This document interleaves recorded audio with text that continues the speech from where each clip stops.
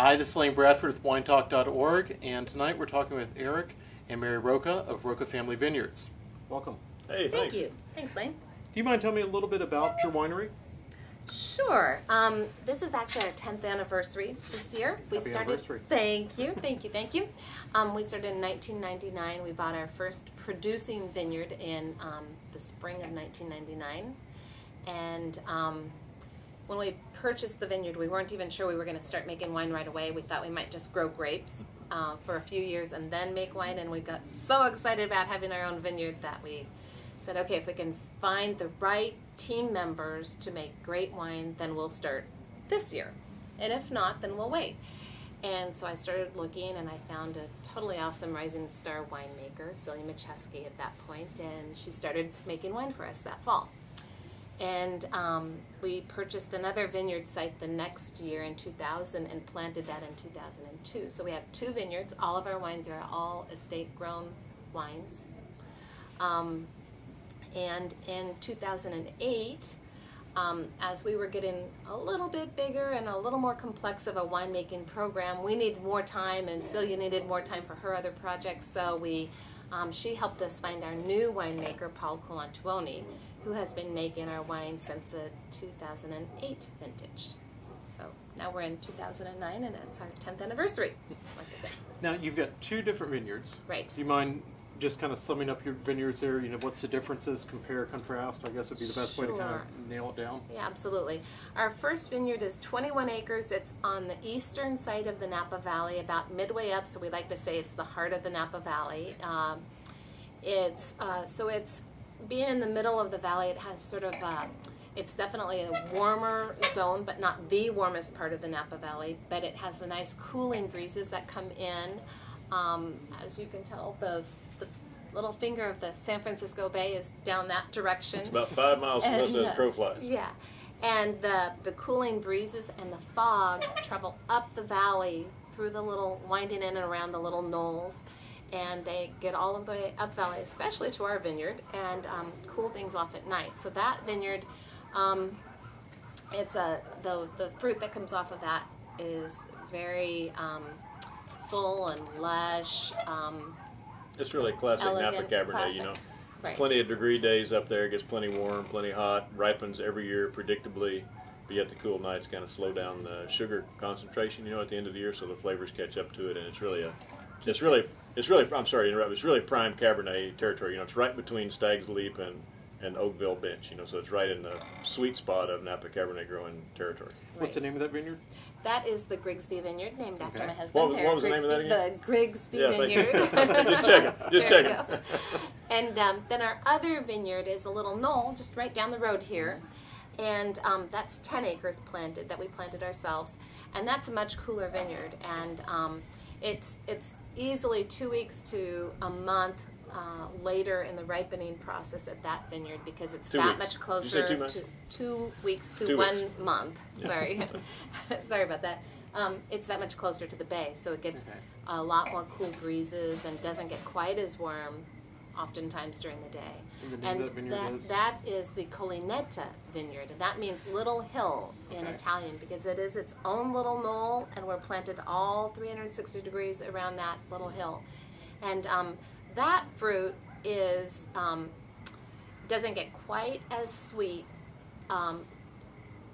when it's ripe. It won't be quite as sweet, so the alcohol level is just a tiny bit lower in that from that fruit, and the berries will be a little bit smaller, so your tannins, there are definitely more tannins. Now, they are the soft, rounded tannins that we work really hard with our farming and our winemaking to make sure that our tannins, they're there, but they're soft and round. But that, as Paul, our winemaker, would tell you, it's a more aristocratic sort of a wine. It's just a little more, not quite as accessible as early on as our Yountville Grigsby Vineyard wines are. Part of it is the clones. We just kind of lucked out. We have clone 337 and clone 4 down there, and that little knoll is a terminal moraine from the glacial age, right? So the drainage is fantastic, and it has 360 degree exposure. And so the 2 clones we picked down there, which our winemaker recommended, because they do really well in this area, but really, we just kind of call it lightning in a bottle, to be honest. It just happens to be just a perfect mix of the 2 clones of Cabernet that we chose and that site. You know, it just does great stuff. Now, Grigsby, what do you have planted down there?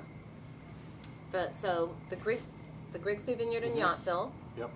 is primarily Cabernet Sauvignon, and then it's 5 acres of Syrah, 1 acre of Merlot, and a smidgen of Petit Syrah. Okay.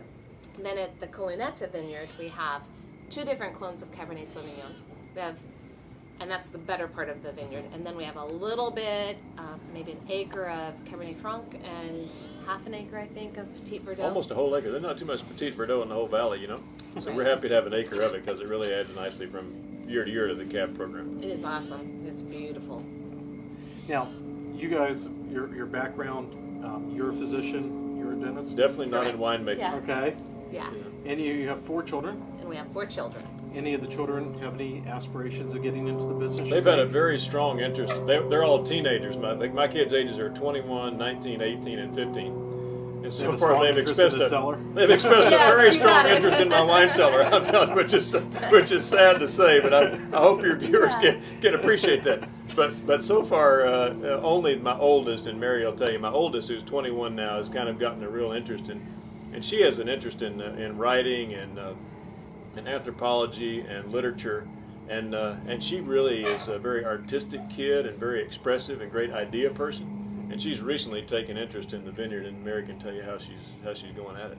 Well, since she turned 21, right before this year's Napa Valley Wine Auction, I had her work one day with Paul at the barrel tasting, the barrel auction at the wine auction, and she had the best time. And so now she's actually going to be going off next month, well, actually in September, to Chicago to represent our winery there at a tasting that the Vintners Association is putting on. So she's doing, she's in college, so she's doing little bits here and there to help me. Toe in the water. Getting her toe in the water, and she's loving it. She's having a great time. And, I don't know what will happen in the future with any of my children. I want them all to go off and do their own thing, study whatever they want in college, go work for somebody else. And then if at some point they really want to come back and work in the winery and have that be their career, as long as they're bringing something to the table, then they can. It's nice to get a little trickle back from those little rascals. For all these years, you send stuff out their way, you pay that tuition, you buy those clothes, you send them. And Camille is starting to kick back a little bit our way, which is sweet. She also works for a busy hotel chain. And recently she's been able to hook us up with a friends and family rate, so I think all your parent viewers can appreciate when that first drop starts coming back your way. It's a beautiful moment. Investment. Oh, it's a beautiful moment. There actually is a return on investment, at least in that experience, so that's great.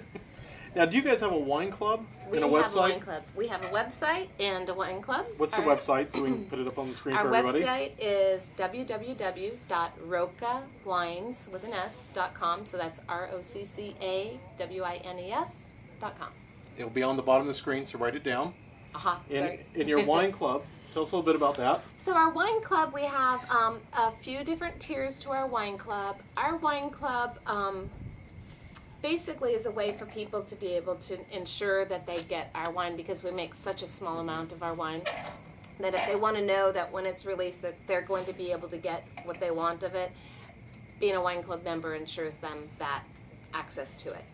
And then we do small, some fun little things. We're having our first party coming up later this month, and we'll have our wine club members and some other loyal fans will be here too. We do some real fun things for our wine club members, but we're not quite as traditional as some wine clubs are. I'm not quite sure how. So if they're interested in the wine club, go to the website. Right. And all the information is right there. All the information will be